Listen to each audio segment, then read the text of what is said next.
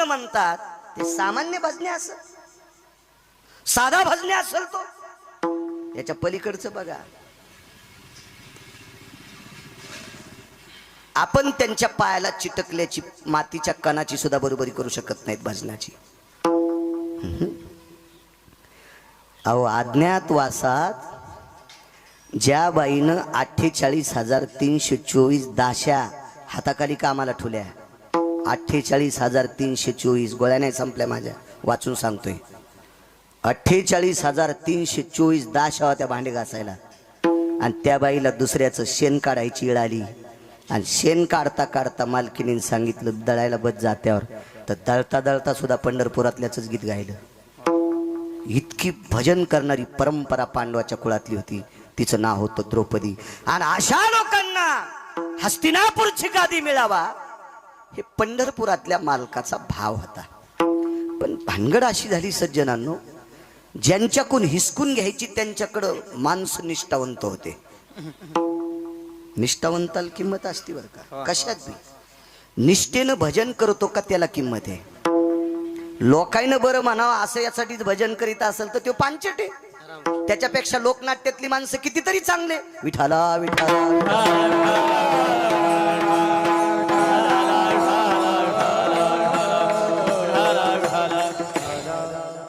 निष्ठेला किंमत आहे. तुमच्या राजकारणात पण निष्ठेलाच किंमत आहे. फुटके दुरण कधीच कामाचे नसते. फुटल्याला दुरण जेवायला वाढलं की चपाती येऊस तरच वरण गळून गेलं, कोरडीच चपाती खावा लागते. त्याच्यामुळं फुटके दुरण जेवताना पण कामाचे नसते. तर बाकीच्या व्यवहारात लिकीज माणसं कसे कामी येतील. विठाला विठाला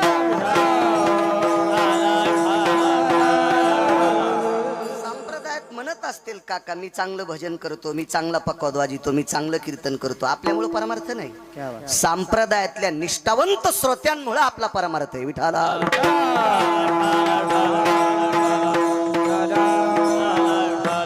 परवाच्या दिवशी एक जण भेटलं, ते म्हणलं आपला स्वर लय खास आहे. म्हणलं तू स्वर लय चांगला आहे पण तू मलंग भाईवानी कपडे घाली, तू बरमुडा घाली, तू नाही, तुझी लायकी आहे का. आणि तुला आम्ही वारकरी म्हणावं, आमचे पूर्वज नरकाला जातील. विठाला विठाला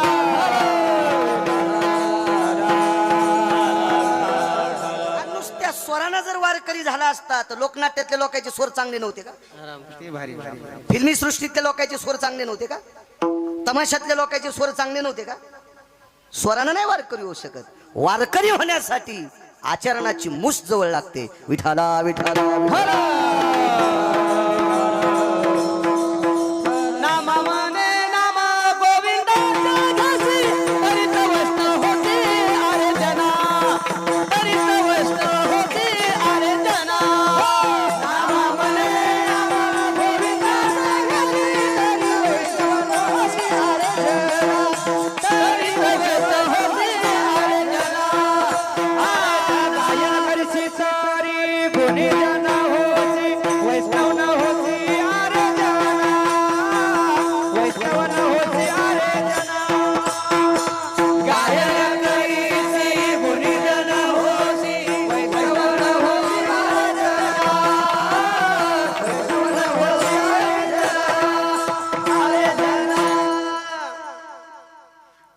ऑस्कर नावाचा पुरस्कार भेटला गुलजारला.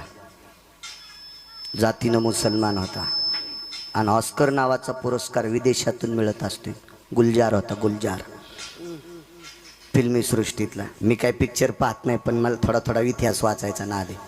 दोन लोकायला मानायचं, ज्यानं चांगल्याचं ऐकिले त्याला मानायचं आणि ज्यानं जास्त वाचिले त्याला मानायचं. बहुश्रुत आणि बहुवाचक. आणि ह्या दोन गोष्टी करून जो आचरणात वागतो त्याला मानायचं. भंगिऱ्यांना मानल्यावर घराला कुलूप लागत असते. विठाला विठाला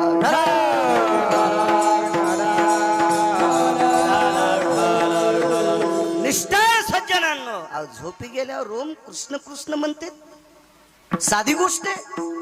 त्याच्या भजनाची ताकद इतकी मोठी होती. पंढरपुरातला मालक पिसा झाला. पिसा म्हणजे येडाच ना. नवल पिस कोणाचं लागलं होतं देवाला. हा नवल पिस लागलं. नवल पिसा म्हणजे येडा.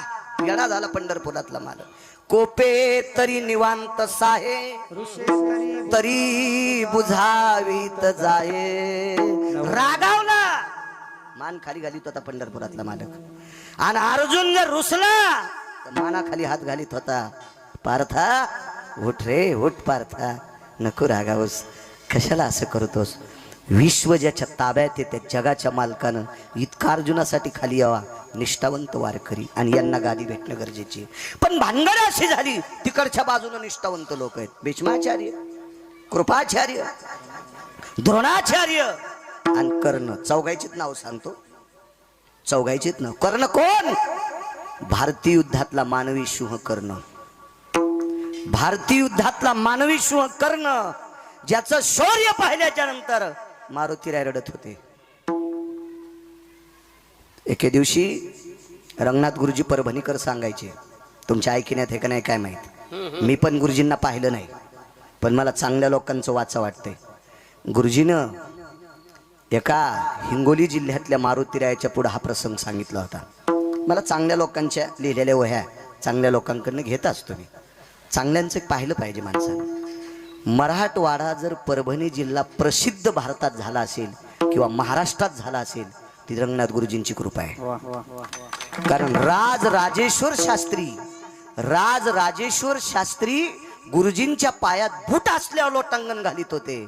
असा काशीतला महापंडित ज्यांच्या बुटासगट पायावर लोटांगण घालायचे ते रंगनाथ गुरुजी म्हणजे प्रत्यक्ष ज्ञानसूर्य होते. आणि गुरुजी म्हणायचे, एकदा युद्ध प्रसंगामध्ये अर्जुनाच्या रथावरची पताका ओली झाली, ओलसर झाली, ओलसर.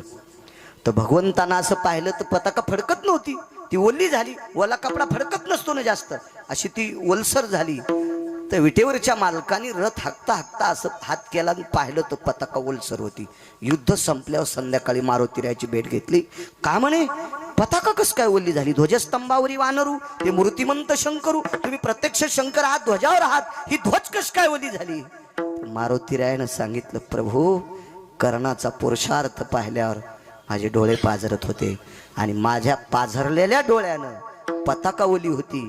महाराज, कर्णाचा पुरुषार्थ पाहिल्यावर मारुतीनं रडावा, काय ताकद असेल. वैकुंठवासी रंगनाथ गुरुजी परभणीकरांचा पुरावा आहे. विठाला विठाला विठाला.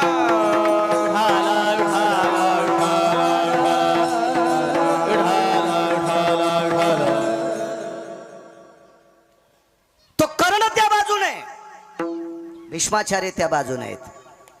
ब्रह्मचारी आहे,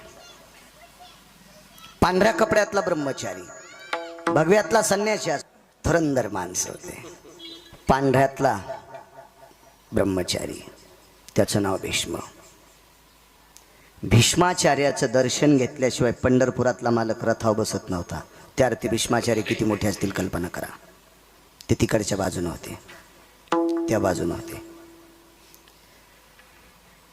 खरं तर भीष्माचार्य म्हणले असते, मला मरायचंच नाही, तर 1 कोटी कृष्ण जन्माला आले असते तरी पांडव राजे होत नव्हते.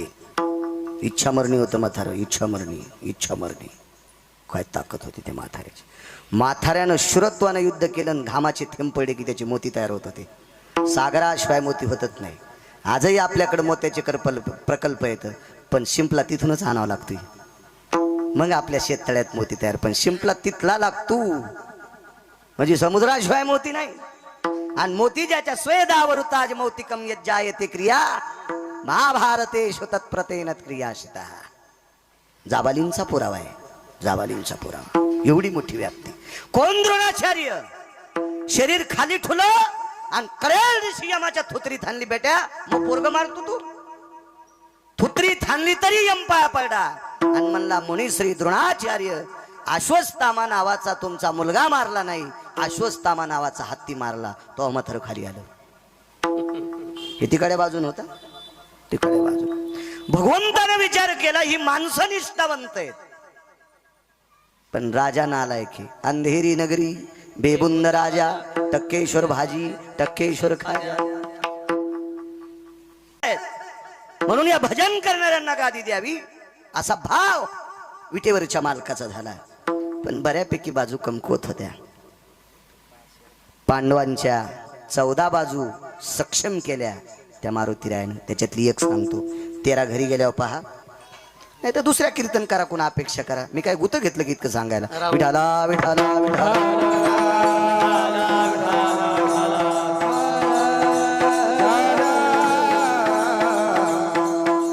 एक एक प्रबळ होणं अत्यंत गरजेचं आहे. युद्धाची भूमिका दोन लोकांवर ठाम होती, एक अर्जुन आणि एक भीम. धर्म हा सत्यवादी आहे.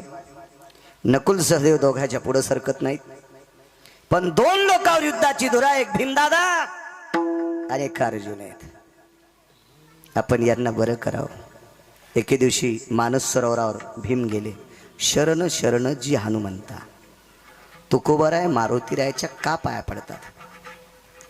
पंढरपुरातल्या मालकाचं भजन करणारी व्यक्ती तुकोबराय आणि पंढरपुरातल्या मालकाचा संकल्प पणाला नेणारे मारुतीराय. पंढरपुरातल्या मालकाचं भजन कोण करतंय? तुकोबराय. आणि पंढरपुरातल्या मालकाच्या अंतःकरणातल्या इच्छा पूर्ण करायची ताकद मारुतीराय. आपल्या मालकाच्या इच्छा पूर्ण जो करतो त्याचं नाव मारुतीराय, म्हणून त्याच्या पाया पडायचे. काय इच्छा पूर्ण बघा. मानस सरोवरावर ज्या वेळेला भीमदादा पोचले, भीम तिथे पोचल्याच्या नंतर सांगितलं होतं स्नान कर आणि फुलं घेऊन ये. मानस सरोवरावर काका सुवर्ण कमळाची फुलं होती सुवर्ण कमळाची. आता भीम हा राजपुत्र आहे. सत्ता, संपत्ती आणि तारुण्य तीन गोष्टी एकत्रित आल्या की माणूस थोडस इकडे तिकडे पळतो. सत्ता, संपत्ती आणि तारुण्य, ह्या तीन गोष्टी. सत्ता आहे, संपत्ती आहे, तारुण्य, तिन्ही गोष्टी एकत्रित असून बायकोनं केलेला जर स्वयंपाक खात असेल तर समजायचं त्याचा स्वर्गात संसार आहे. सत्ता, संपत्ती आणि तारुण्य तीन गोष्टी असताना 2-2 महिने बायकोने केलेल्या चपात्या खात नसेल, समजायचं श्रीमंत आहे पण मसन वाट्यात फुकायलाय. विठाला विठाला.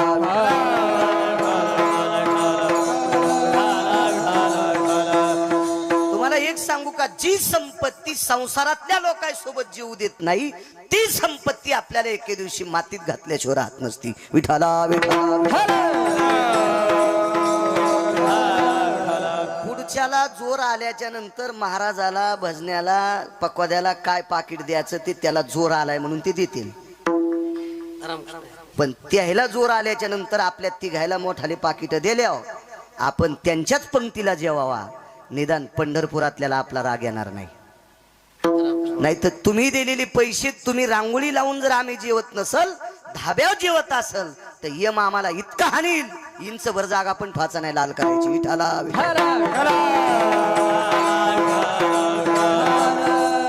नियम प्रत्येकाला. तुमचे वाभारे काढायचे ना आमचे तसे ठेवायचे का? दुसऱ्याचं कुसळ पाहतून तू मुसळडीचं नका सुंबळ्या तुला आहे का नाही? आपल्याला पण नियम सांगितलेत. विठाला विठाला. मी सांगत नाही, उत्तर भारतातल्या एका साधूचे 4 श्लोक मी ऐकले. तो काय माणूस साधा नव्हता. तो कृपालूजी महाराजांच्या तालमीतला महाराज. कृपालूजी महाराज म्हणजे वेदाचा क्रम सांगणारा माणूस. मला अजून नाही सापडला. अजून नाही. मला पुराण फार आवडते. मी पुराणातले 2च बादशाह पाहिले, धर्मभास्कर वक्ते बाबा आणि एक माधव महाराज मगर सूरज खेडकर. त्याच्यानंतर उत्तर भारतातले साधू कृपालूजी महाराज ज्यांनी प्रेम मंदिर बांधले. वेदाचा क्रम सांगणारा माणूस. श्लोक सांगितल्याच्या नंतर क्रम सांगावा. सामान्य गोष्टी हरिपाठ दिवस होतोय आमचा, होतोय गडबडीत कधी कधी, माझा तो होतोय एखाद्या वेळेस असं गडबडीत म्हणायला लागल्यावर. वेदाचा क्रम सांगणं काका सामान्य गोष्ट आहे. आणि त्या व्यक्तीच्या तालमीतल्या व्यक्तीचे 4 श्लोक आहे. जो पकवाद्या, जो कीर्तनकारण, जो भजन्यात तंबाखू खातू त्याला पैसे देणाराचे पित्र नरकाला जाते. विठाला विठाला. आपली काही वाणी नाही. मी त्या उत्तर भारतातल्या साधूचा पुरावा. मी आता श्लोक पाठ केलेत, ते फक्त कशातले आहेत बघणार आणि मग तर भीतीत नाही ना. आधारा वाचुने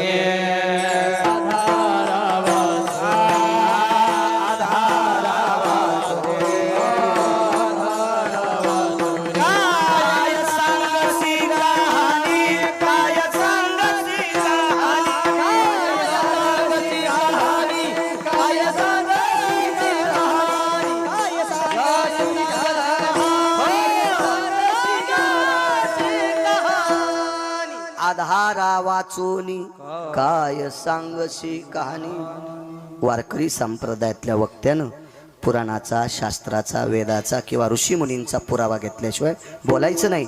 गाईचं मांस खाल्ले इतकं पाप लागतंय. विठाला विठाला.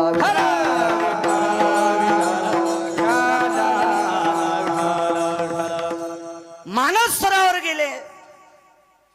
राजकुमार होते इंद्रप्रस्थाचे. भीम इंद्रप्रस्थाचे राजकुमार. एका पवित्र कुळातला बालक आणि पंढरपुरातल्या मालकाशी नातं असलेला व्यक्ती. भीमाच्या अर्जुन नावाच्या भावाला पंढरपुरातल्या मालकाची सख्खी बहीण होती. नातं किती गोड असेल कल्पना करा. सुभद्रा ही विटेवरच्या मालकाची बहीण आहे. नातं हे पुढचं, त्याच्या अगोदरचं नातं हे आत्याची पोरं होते. काय शक्ती असेल, किती नाविन्य असेल. आणि एवढं मोठं पाठबळ असल्यावर मग आता माणूस चला, ज्याला जेवारीच 10 खंड्या झाली त्याचं 2-3 पोते मात्र होतच असते. आता जेवारीची शिखंड्या म्हणले, आता त्याचं जसं चांडण का नाही. ज्याला मोजून 8 पायल्या झाली ते लुगडं नाही आथरायचा का खाली, तो दाणे बी सांडू देत नाही, 8च पायल्या व्हाली त्याला. आता ज्याला 10 खंड्या झाली त्याचं 4-2 पोते मात्र होतच असते. भीम म्हणजे आपल्या तोडीत बसणारा माणूस होय. काय व्याप्ती असेल त्याची. जगातल्या कोण्या पैलवानानं पाय आपटिल्यावर झाड पडन पैलवानजी?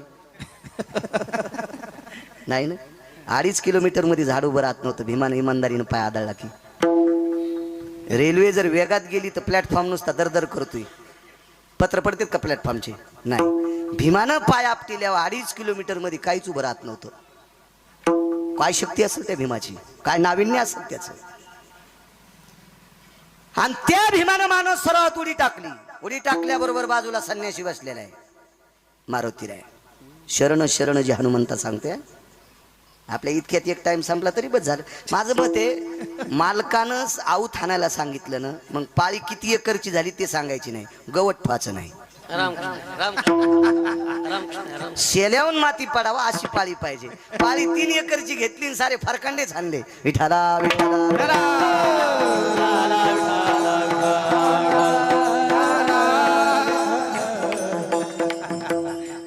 आम्हाला एक गडी भेटला आज 2 वर्षी. त्यानं बिना रुमण्याचंच आऊत आणलं. मी त्याला 6 महिन्याचे पैसे त्याच्याकडे पटल्यावर मी म्हणलं, तू आमच्यापासून आता सुट्टी, राहिलेले पैसे तू दुसऱ्याची तर साल धरशील त्या दिवशी आणून दे, पण तू मोह काळ करशील. तू बिना रुमण्याचा आऊत आणायला तू मला मातीत घालशील. तू ह्यामुळं मला पाईपलाईनची इकावं लागन. तू काळ करतो या घरी. हो, कामाची नसतील अशी माणसं. उपद्रवी माणसं कधीच सांभाळायची नाही. उपद्रवी पाहुणे पण येऊ द्यायची नाही बरं. हा, 6 लोकांना पाहुणे सांभाळले, त्याचा सुपडा साफ झाला. रावणानं तुटलेल्या नाकाची बहीण घरी बसली. पडलंका नावाची लंका देऊन टाकली होती. एवढ्या मोठ्या राज्याची राणी होती, तरी पण नवरा दाशीच्या हातची भाकरी खात होता. आणि हिनं भावाच्या घरचे वासे मोजले, वाजून टाकलं भावाला, वाजून. हे झालं माग क्रतात्रेता युगातलं. रामायण सांगता ना महाराज तुम्ही, माहित असेल तुम्हाला ती तुटलेल्या नाकाची. हो हो. आणि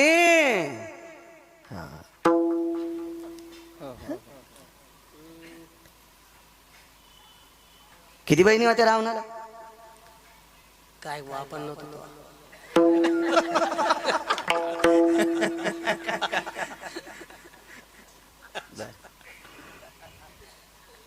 असं द्या, नंतर पाहू एखाद्याशी. योग असा आला, द्वापार युगामध्ये भाऊ बहिणीची तर भाकरी खाल राहिला. बहिणीच्या 100 सुना धावळ्या साडीत काका, एकही जिथं ठुलं नाही. शकुनी गांधार देशाचा राजा होता. हो, आमची ते पाहुणा आला जाईच ना, आमची मसडी आलेली होती. मसड नाही पहिलवानजी, तुमची इथून नेऊ आम्ही नंतर.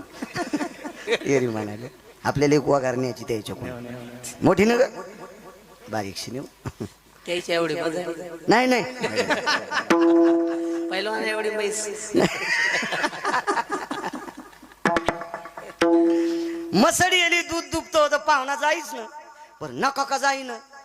आम्ही कीर्तनाला गेलो, घरची घरी भांडणं लावू लागला ना. मला जे दिवशी कीर्तन नाही त्या दिवशी फवाऱ्यावर गेलो मी. गड्याला म्हणलं आपल्याला फवारा करायचा, ते म्हणलं कालच केला. मी म्हणलं 8 डबल करायचा. गड्याचं काय चाललं ते म्हणलं औषधाचा खराब आहे. म्हणलं औषध नाही, 10 रुपये चुन्यात डबी आण. चुना कालीला बकिटात, त्याला फक्त औषध ढवळं दिसावं त्या पाहुण्याला. आणि एक ढक्कनभर वासासाठी औषध टाकलं आणि फवारा त्याच्या पाठीवर द्याला. इंजनचा नाही, कुच्या. 2 टाक्या फवारल्या. 3ऱ्या टाकीला पाहुणा संडासून येतो म्हणला. 9 वर्ष झालं त्याची संडास झालीच नाही, पुन्हा आलाच नाही.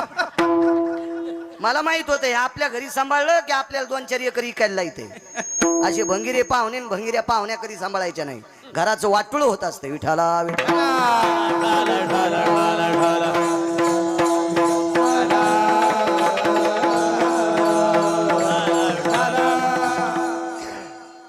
थार शेवडी टाकली. राजसत्ता आहे, तरुण आहे तो, वैभव आहे त्याच्याकडे. पण उडी टाकल्याच्या नंतर संन्याशी भिजला काका. तो संन्याशी मारुतीराय. मारुतीरायचं भजन चालू होतं. मारुतीरायने आवाज दिला. कोण? मारुतीरायने आवाज दिल्याबरोबर शांत बसलेली झाडातली पक्षी उडाले. आवाज काय असेल बुबुक्कारा. कोण रे? आता मोठ्या लोकायला बारकाल्या लोकांचा आवाज आवडत नसतो. भानगड तीच झाली ना. राजपुत्र आहे तो. आणि वानर मला कोण आहे रे म्हणतोस? विमान सांगितलं काय रे? मारुतीरायने सांगितलं काय नाही, पण माणसावनी आंघोळ कर. दगड पाण्यात टाकल्यासारखं पाणी माझ्या अंगावर उडाले. मी भजन करतोय. भीमाच्या लक्षातच आलं ना मारुतीराय कोणी. माझं मत आहे लहान्याला लहान कधी समजायचं नाही. तुम्ही ठेवलेल्या कीर्तनात एक पुरावा सांगितला होता मंत्री साहेबाला मी आशीर्वाद गार्डनला. मोठाल्या लाकडाने किती जरी यांना घेतला तर ते पेटत नसते. मोठाले लाकडं पेटण्यासाठी बारकाली लाकडं लागत असतात. आठवतं तुम्हाला ते पुरावा? माझं मेमरी कार्ड लय टाईट आहे म्हणून तर मी मोठ्या मेमरी कार्डाचा मोबाईल वापरत नाही. मला पंढरपुरातल्या मालकाने याचं लय कार्ड दिले टाईट. हे पुन्हा डिलीट होत नाही काय नाही. तुमचा काय भरोसा आहे? जे जाऊन ते बी दुसऱ्याला जाते.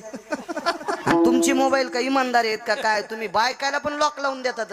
ती कवर काहीच की तिला गवसतच नाही. शहाण्याबाईनं नवऱ्याची परीक्षा 8 दिवस मोबाईल आपल्याकडे घ्यायचा. त्याच्यातला सगळा गढूळपणा तिला कळतोय. विठाला विठाला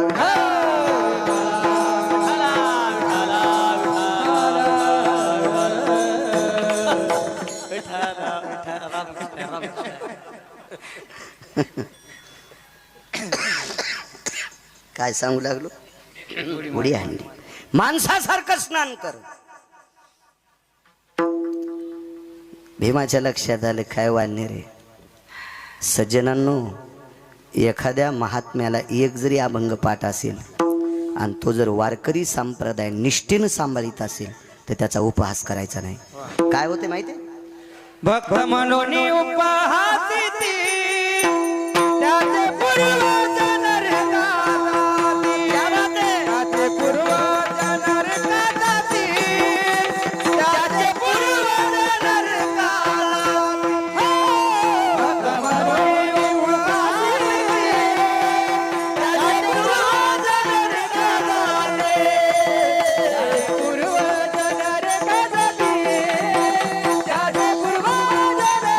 नरकाती. भक्त मनोनी उपहासिती त्याचे पूर्वज नरका जाती. पैठणचे मालक सांगतात.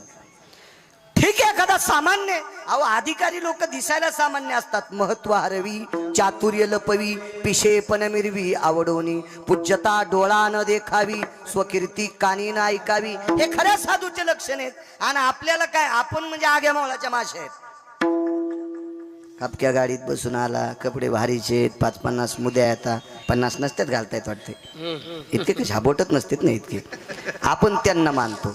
संप्रदाय अधिकाऱ्याला माना म्हणतोय. ज्याचं आचरण गोड आहे त्याला मानायचं. देखावायला किंमत नाही. आंब्याच्या झाडाची सावली 1/2 एकर रानात पडली, कैरीच लागेना. नदीचं पात्र 1.5 किलोमीटर आहे, पाण्याचा थेंब नाही. छापी भिजवायला पाणी नाही. छापी कळती का? चिलमीच्या खालून लावते त्या धुडक्याला छापी म्हणते. आळपण भिजवायला पाणी नाही. आळपण कळत का? ज्यांच्या पॅन्टीवाल्याला कळत का आळपण? शेळीचे पिले शेतात तिच्या सोबत सोयड्या त्यानं दूध पिवणी म्हणून काळ्या मातीचा लेप एका चिरगुटाला करते तर स्तनाला लावते, त्याला आळपण म्हणते. अजून 4 गोष्टी अशा असतात त्यांनाच त्यांना लक्षात. पण विठाला विठाला विठाला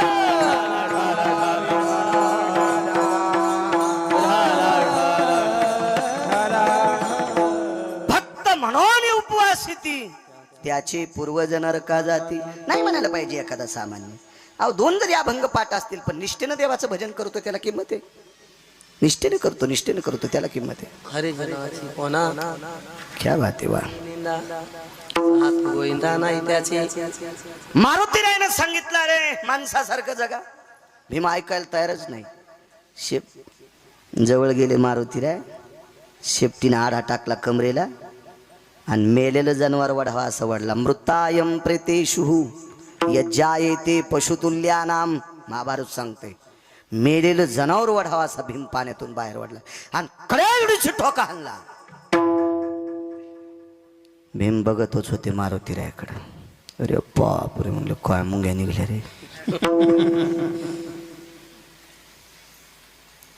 मारुतीरायानं भीमाकडे पाहिल्याबरोबर छातीला हात लावला. भीम म्हणले छातीला हात का लावला. ते म्हणला मी ज्याला ठोका हाणला तो आतापर्यंत वाचलाच नाही आणि तुला इतक्या ताकदीनं मारूनही तू मरत नाहीस त्याशी तुझे मायबाप कोणीच सांग.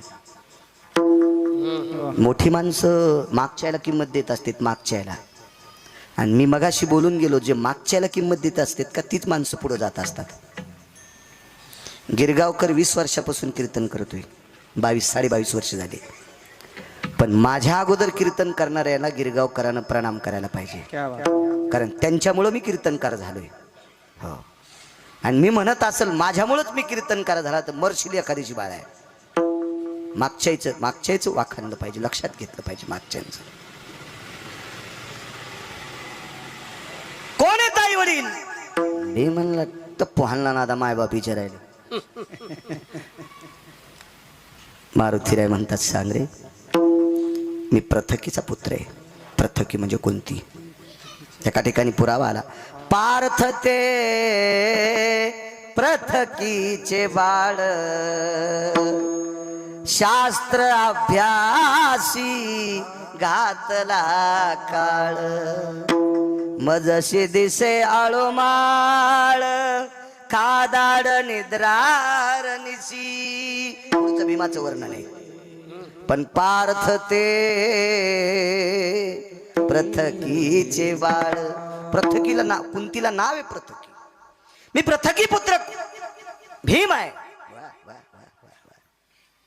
मारुतीरायनं बाहू फैलावल्या. शरण जे हनुमंता सांगते आपलं कडवं सोडायचं नाही. बाहू पसरल्यानं सांगितलं भीमदादा तुला आलिंगन द्यायचंय. भीमदादा म्हणले एक चपका हाणला तर मुंग्या अजून जाईनच आणि यानं आलिंगन दिलं तर तुराट्या मोरड्यावानीच फासुळ्या मोडी. कशाला पैलवानाच्या नादी लागायचं. यायनं बुक्की हाणणं म्हणजे जेसीबीनं झटका देणं. आज बऱ्यापैकी पैलवान आहेत मला वाटते. पुन्हा होते ना दिगंबरराव भोसले दिगंबरराव भोसले पैलवान. खडकीकर पैलवान. खडकी करता आहेत ते परिचय. आज यांचा परिचय झाला. त्यांनीच करून दिला. भीम काय आलिंगन द्यायला तयार नाही. मारुतीरायने विनंती केली. डोळे भरून आले. अरे मला तुझ्या आई बाबाची कदर येते रे. तू फार चांगल्या कुळातला आहेस. तू ब्रह्मांडाच्या मालकाचं भजन करणाऱ्याच्या कुळातला आहेस रे. तुला आलिंगन द्यायचंय. भीमाने विचार केला. रट्टे दिलेत गडे गोड बोलतोय पण विश्वास नाही बाबा. काय सांगता दाबून मारायचं तर नाही. मारुतीराय स्वतः भीमाच्या जवळ आले. भीम नाही गेले. आणि मारुतीरायानं आलिंगन दिलं. पण भीमानं तटस्थ भूमिका घेतली. अंग मोकळं नाही सोडलं. म्हणून 4 अंग मारुतीरायाच्या अंगाला लागले. माणसाला किती अंग आहेत. 8 अंग. अष्टांग. दंडाम धरणिस्थलेषु तत्रा जायतेन दंडाः ततलोटांगनं जगदानंद कथय कंदये यज्जायतेन अष्टांगयो. हातातली काठी ज्या वेळेला जमिनीवर पडते त्यावेळेला सगळी जमिनीला